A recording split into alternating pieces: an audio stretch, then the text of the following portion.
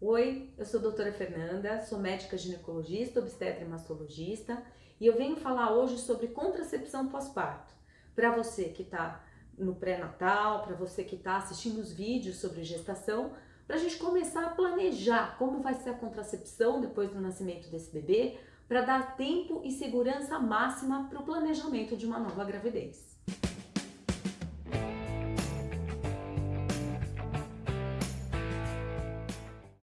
A primeira questão que eu vou comentar é sobre a esterilização definitiva, a laqueadura ou a vasectomia. É muito frequente no pré-natal a gestante falar: doutora, eu estou no meu segundo filho, nós não pretendemos novo filho e eu gostaria de fazer a laqueadura. Primeira coisa que eu tenho para falar: a laqueadura não pode ser indicada e definir o método de parto com esse objetivo. Por exemplo, eu não posso definir que vai ser uma cesariana por conta da laqueadura, sendo que essa laqueadura pode ser feita depois do tempo de resguardo, depois do puerpério. No Brasil, a lei é bem definida, é candidato à laqueadura ou à vasectomia o indivíduo com capacidade civil plena, que tenha pelo menos 2 filhos vivos e saudáveis, cuja gestação não está em risco de alterações fetais, de óbito desse recém-nascido e acima de 25 anos.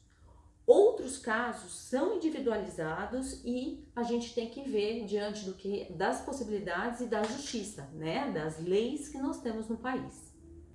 Esse acordo, esse desejo deve ser firmado em cartório, tá? Com pelo menos 60 dias do intervalo da finalização, da realização dessa laqueadura ou dessa vasectomia, e o cônjuge, o parceiro, deve assinar em conjunto, reconhecido em cartório.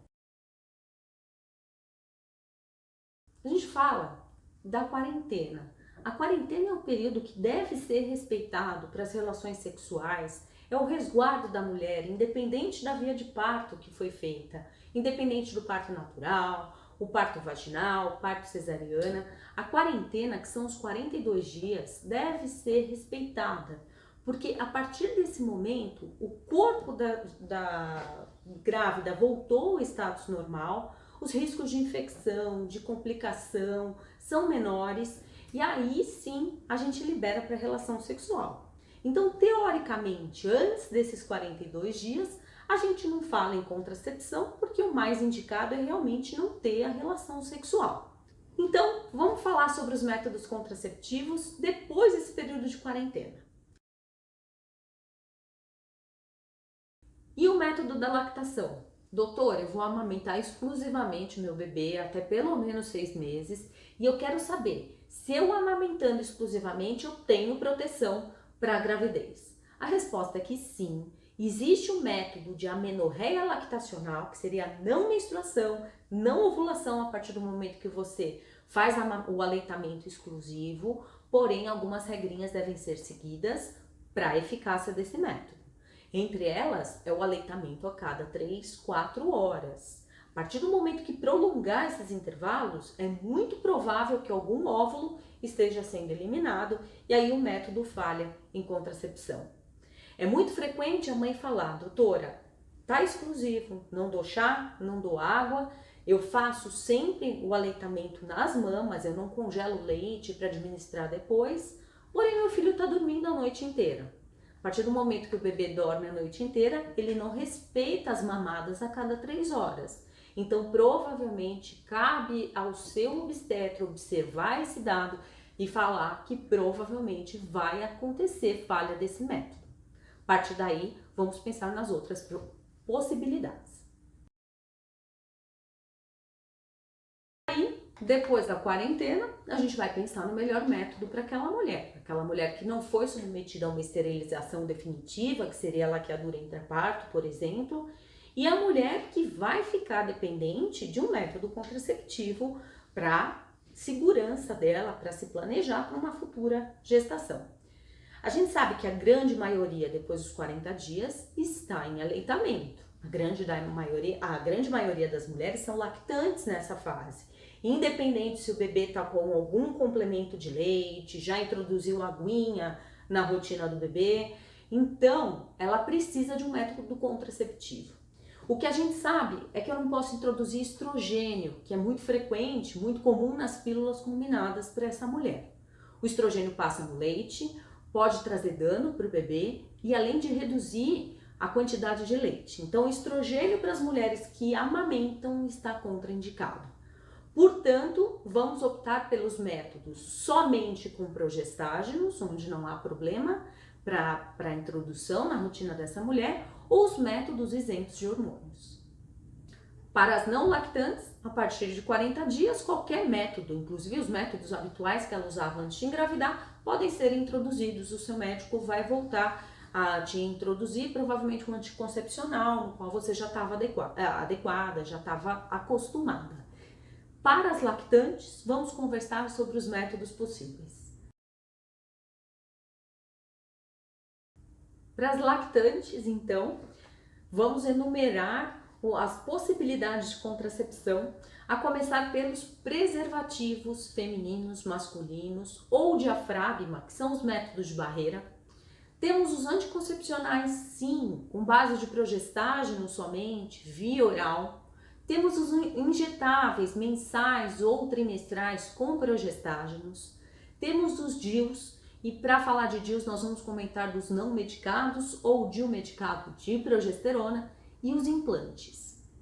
Os métodos de barreira, então, são muito bem indicados se couberem a rotina do casal. Entre eles eu posso citar o preservativo masculino, preservativo feminino, o diafragma, que no Brasil não é tão indicado, né? Não é tão falado, até mesmo porque a gente não tem espermicida para associação, mas é um bom método se de escolha do casal, se o casal conseguir usar, conseguir introduzir nessa rotina.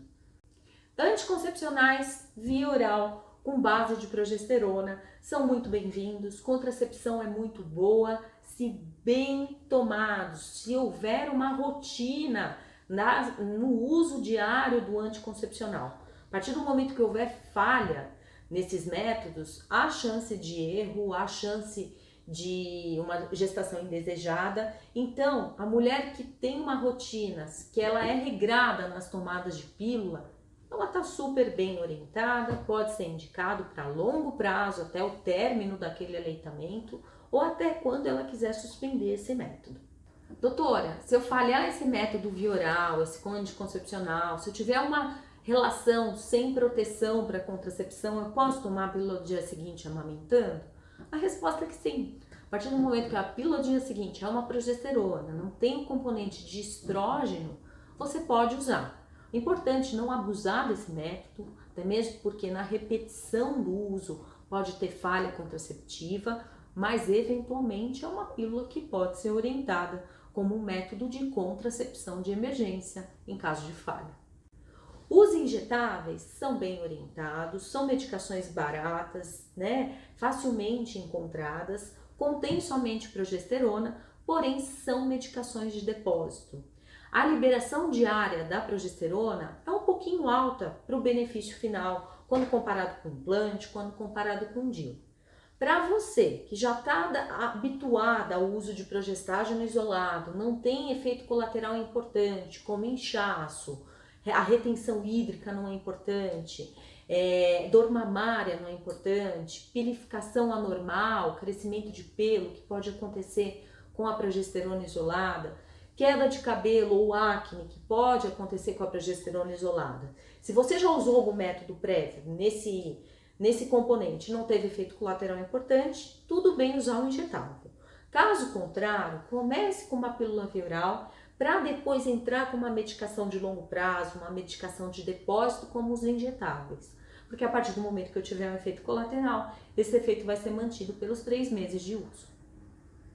Os DIUs, os dispositivos intrauterinos, temos os não medicados, como o de cobre ou de prata, eficácia muito boa para contracepção, sem ação hormonal alguma, muito bem escolhido para aquelas mulheres que tendem a sangrar um pouco, que não querem ficar com circulação hormonal. Muito bem-vindos, muito seguros, e avaliar, discutir com a mulher se seria o melhor método.